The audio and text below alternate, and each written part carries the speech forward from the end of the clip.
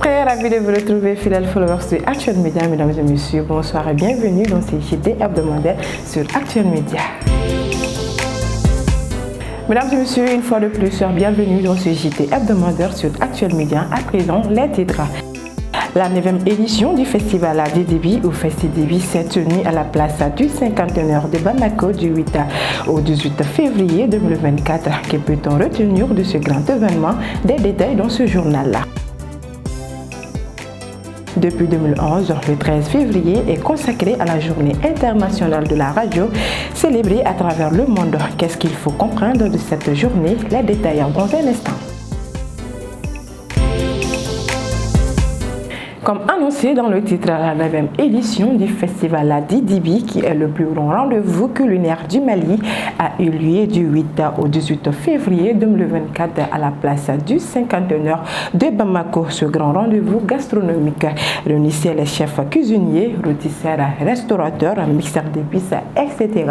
qui ont donné durant cet événement le meilleur d'eux-mêmes, faire vivre à la population malienne les repas délicieux à base de viande. Plus de détails dans ce compte rendu de Jamila Tsukote. Du 8 au 18 février 2024, la 9e édition du Festidibi s'est tenue à la place du 51e de Bamako. Il s'agit du plus grand rendez-vous des chefs cuisiniers, rôtisseurs, restaurateurs, mixeurs d'épices et presque toutes les entreprises évoluant dans le domaine de l'agroalimentaire au Mali. Leur rôle était d'offrir aux visiteurs un festin royal durant plusieurs jours. Il n'y a pas eu de changement au niveau des prix pour les chameaux. Ça commence à 2000 francs et pour les moutons, c'est 1000 francs. Si c'est le lieu du festival, normalement, il doit y avoir du changement. Mais on ne l'a pas fait. Nous vendons de la viande de gazelle, la chèvre, le mouton et les poulets. Les prix varient pour la gazelle, ça commence à 5000 francs. Et pour les autres, ça commence... parce que festival Dieu merci, que ce soit le festival ou pas, nous vendons, mais on participe au festival, c'est pour faire plaisir à nos clients et toute personne qui souhaite manger de la viande. Une viande bien grillée devrait être accompagnée d'un bon jus. C'est pourquoi M. Meiga a décidé de commercialiser les jus naturels tout au long de ce festival-là. Nos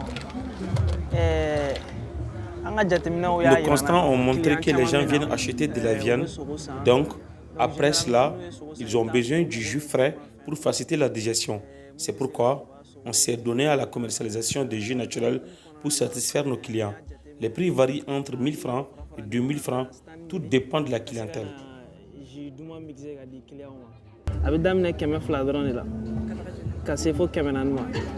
Le Festidibi ne s'arrête pas seulement à la dégustation, mais offre une grande opportunité aux festivaliers. Nous sommes ici pour vendre nos boissons. On se débrouille bien et le marché n'est pas aussi mal. C'est ma deuxième fois de participer à ces festivals. Il y a une grande différence entre les éditions précédentes. Cette année, on n'arrive pas à vendre nos boissons en canettes, alors que c'est ce qui est plus rentable.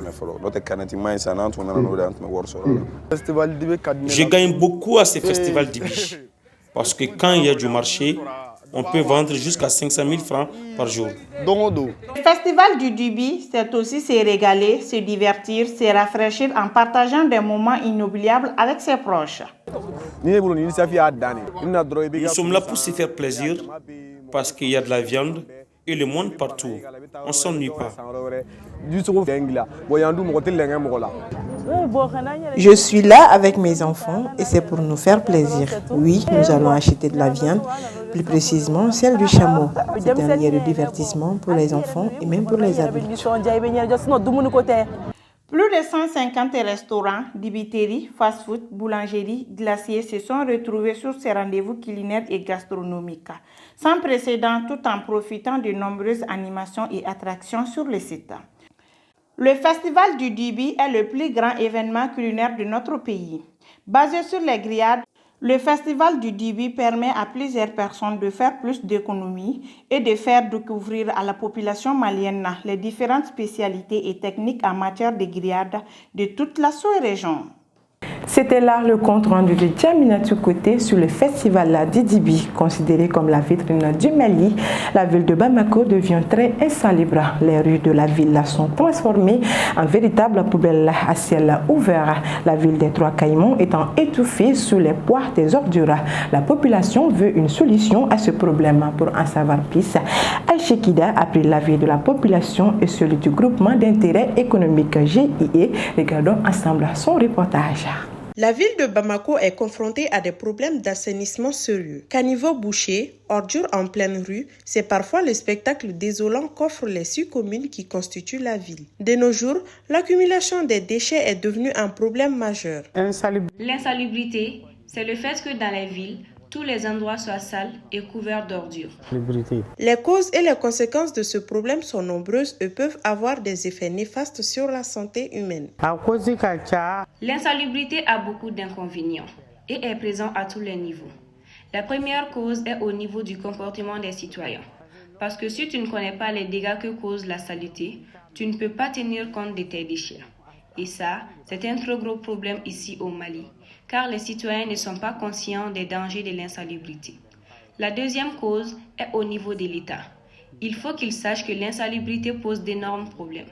Il n'y a pas de dépôt d'ordures, sauf si on les amène dans la forêt.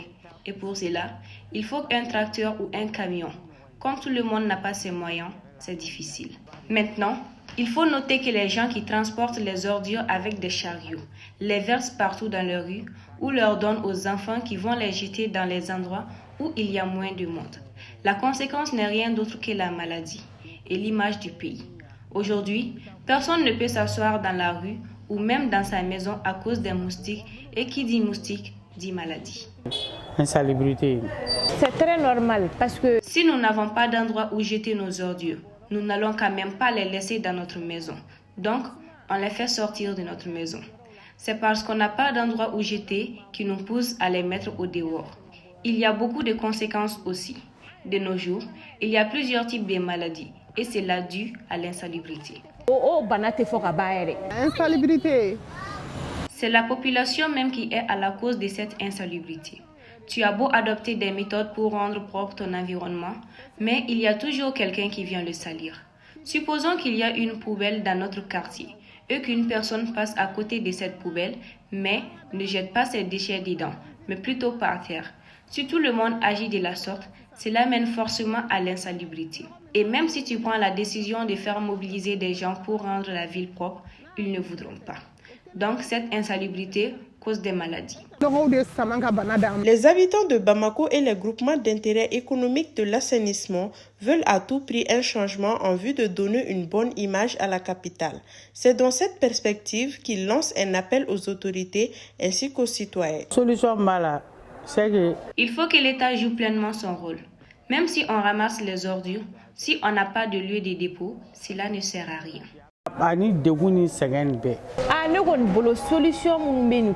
Moi, je pense qu'ils doivent créer de nombreux dépôts d'ordures pour que les gens puissent mettre leurs déchets là-bas. Cherchons un moyen pour faire cotiser les habitants des quartiers dans le but de créer une association pour rendre la ville propre. Pour rendre la ville propre, il est important que chacun joue sa participation dans la propreté de la ville. Il faut aussi que les municipalités et les autres acteurs conjuguent leurs efforts et coordonnent les actions. Comme je l'annonçais dans les titres, le 13 février, proclamé en 2011 par les États membres de l'UNESCO, adopté en 2012 en tant que journée internationale par l'Assemblée générale des Nations Unies dans le monde. La radio demeure et reste le média le plus utilisé avec sa capacité de toucher le plus grand nombre du public. Raison de plus, cette journée est célébrée dans le monde. L'édition de cette année était placée sous le thème Radio, un siècle d'information, de divertissement et d'éducation qui met en lumière le passé remarquable, le présent pertinent et la promesse d'un avenir dynamique de la radio. Plus de détails avec Mamadou Kane, journaliste au micro de Awa Jawara. La radio, c'est un moyen de communication, c'est un médium. Aujourd'hui, je crois, l'outil le plus simple pour s'informer, pour se divertir. Et finalement, pour aller vers d'autres peuples. La radio, pour moi, aujourd'hui, du point de vue des médias, c'est le média le plus accessible à chacun, que tu sois instruit ou pas. Donc c'est un outil qui est très puissant. C'est une journée qui commémore les hommes ou les hauts faits des hommes et des femmes des médias, notamment de la radio. C'est la communauté internationale, comme vous le savez, hein, qui coche dans son agenda des jours du 1er janvier au 31 décembre. Du coup, nous, c'est le 13 février pour montrer finalement à tout le monde l'importance de cet outil de la radio. Encore une fois, qui est vraiment indispensable, qui est très, très important dans la vie de tout le monde. La date a été choisie comme tout autre symboliquement. Vous savez, l'UNESCO, la communauté internationale, on coche sur les cases des dates pour célébrer cette journée. Donc je crois que le 13 février, ça restera dans nos mémoires aussi. Depuis le 12, disons depuis le 10 février, nous, hommes, femmes des radios, on prépare cette journée qui nous est chère parce qu'elle est symbolique à tous les points de vue. Le thème de cette année, pour montrer finalement le rôle important des acteurs qui sont impliqués dans l'épanouissement même des hommes et des femmes des médias en termes de sensibilisation, de divertissement, mais aussi comment faire pour valoriser les hommes des médias. Quand on parle d'hommes des médias, c'est quand même quelqu'un qui a besoin d'un contrat de travail, quelqu'un qui a besoin de nourrir sa famille, quelqu'un qui a besoin de revenus propres. Donc il y a tous ces aspects qui entrent en ligne de compte. Oui, jusqu'à preuve du contraire. Je crois que c'est le média le plus suivi, quoi qu'il en dise, parce qu'aujourd'hui, c'est vrai, il y a les réseaux sociaux, tout le monde a les yeux braqués au quotidien, c'est ce qui se passe sur Facebook, Twitter, WhatsApp et autres. Mais la radio, ça reste le moyen le plus sûr pour s'informer, parce qu'aujourd'hui, tout le monde s'improvise journaliste, etc. Tout le monde croit avoir la primaire de l'information, alors que ce travail, cette tâche doit incomber aux professionnels des médias, aux hommes des radios qui doivent donner, recouper et donner l'information la plus fiable possible. Donc à ce titre, je crois que la radio demeure un outil puissant, encore une fois de plus, un outil indispensable pour s'informer correctement, je dis bien correctement, c'est important.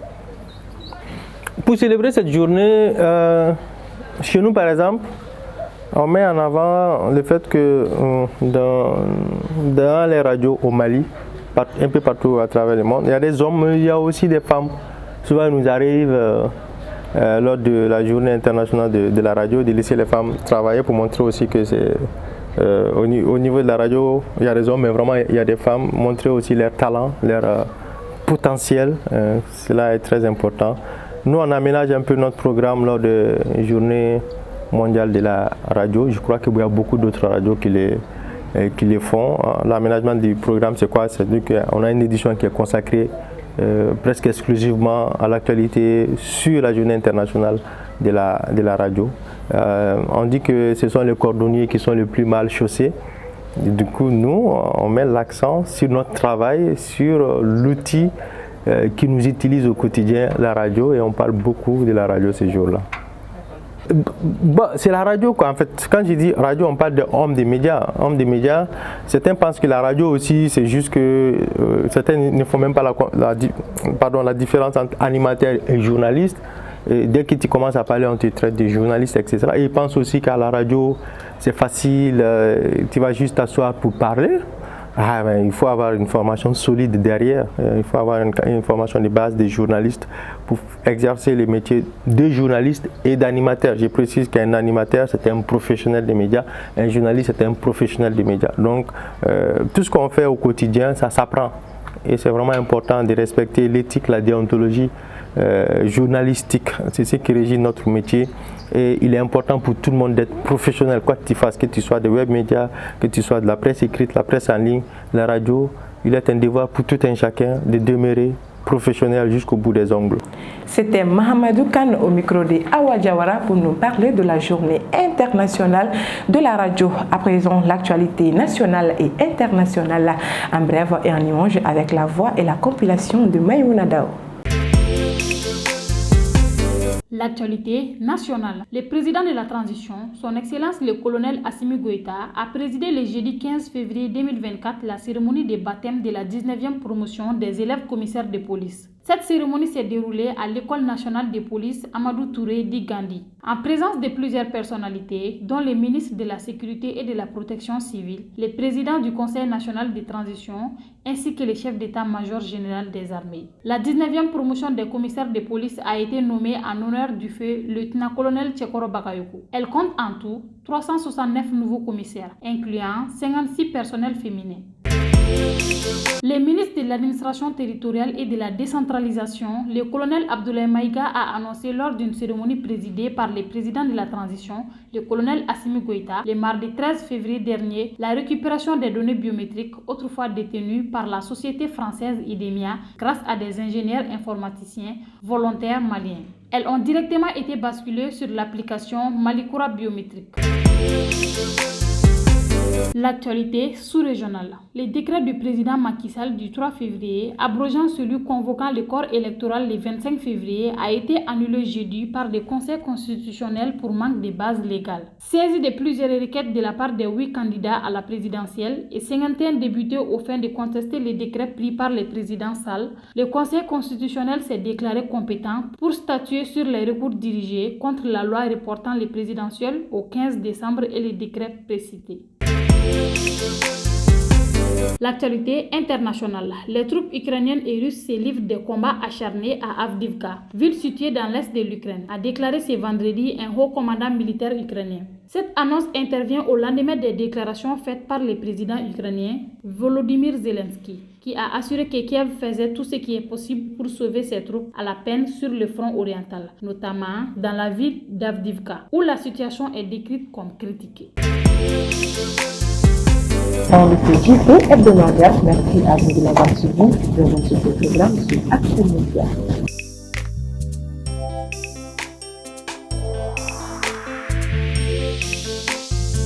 CJT vous a été présenté par ESG, École supérieure de gestion. ESG, École supérieure de gestion, le CNAM INTEC, spécialisé dans la formation des métiers de la comptabilité et de la gestion d'entreprise. Nous sommes à Badialan 2, immeuble ex-cinéma ABC. Parce que nous croyons au grand potentiel humain, parce que nous incarnons la performance, parce que l'autonomisation et le perfectionnement de l'édite constituent notre objectif. Rejoignez-nous, Université Bazo, la performance par excellence. OTS est là pour tous vos besoins en matériel électronique et électroménager. Sistra Technologies est une société de prestation de services et de commerce, évoluant dans le domaine des nouvelles technologies de l'information et de la communication, la fourniture de matériels biomédicaux, la bioinformatique. La prestigieuse université d'excellence est UTG, première université qui offre la formation robotique et électronique révolutionnée au Mali. Et UTG, 80% de pratique et 20% de théorie. Elle oriente surtout les jeunes vers l'entrepreneuriat, ce qui fait que 70% de ses étudiants deviennent des entrepreneurs.